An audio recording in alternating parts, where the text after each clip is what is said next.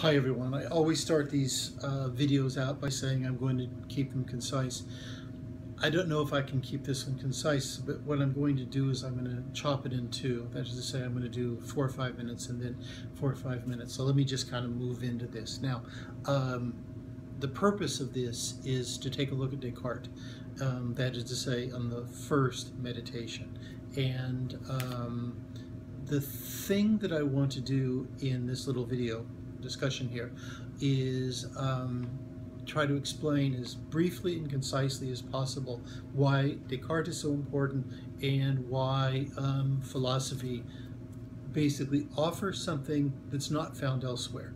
Okay, I mean, and this is whether you look at Plato, Aristotle, and go through the whole Western tradition, it's kind of always the same. That is, philosophy has this dimension that's left out of everywhere else. Okay, now let me kind of do this, and I know it's not so simple to follow. That's why I gave you all that other material. And I mean, I don't want you to spend 3 and 4 and 5 hours on this. An hour is enough. However, one of my reasons for doing this is that when the course is over, you can download the material and think about it, the material, and think about it, because I think it's really important. And I can tell by your papers you're all very thoughtful, and you're able to understand the relationship between these philosophical ideas and the 21st century. Everyone in the class is doing really well. Now, okay, let me get into this. Okay, the first thing that I want to say, I have about 3 or 4 things that I want to say about this, and I have the feeling it's going to take 3 clips, but let's see what I can do.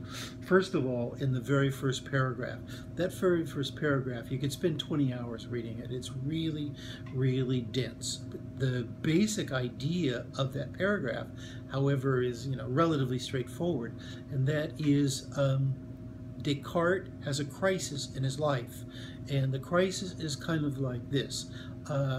What he says in that first paragraph of Meditation 1 is that at quite a few moments in his life, he has realized he needed to review his ideas, review his experiences, and ask himself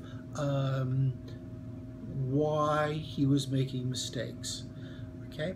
And what he says, and really, it's really compressed, and you can follow it, but as I'm saying, it takes 15 or 20 readings to kind of chart what he's saying, because it's so psychologically rich. And so what he says is he always put it off throughout his life.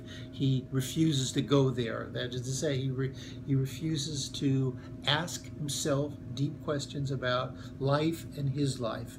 The result of this is that basically throughout his whole life, and I should mention, I mean, he's he's in middle life when he writes this, so he's not a spring chicken anymore. And so what he says is that I realize today that if I wait any longer, I'm never going to do this. Now, okay, so the point that I want to make here is that in a way we're all like this. That is, we all, relatively often, ask ourselves, well, why am I here?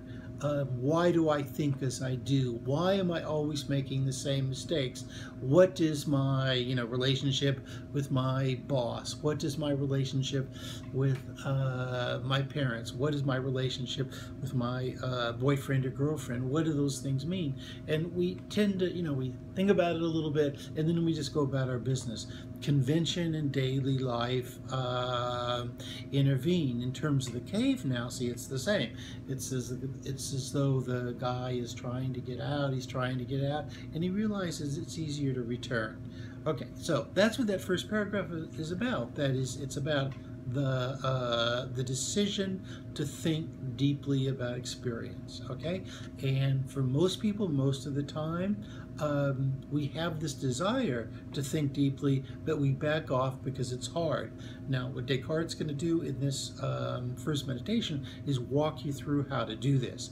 And I think after reading it, you'll realize it's even harder than you thought. But it's important, in terms of the way I see philosophy and the way I see this class. It's important to understand why it's so hard. Okay, into video 1. I kept it under 5.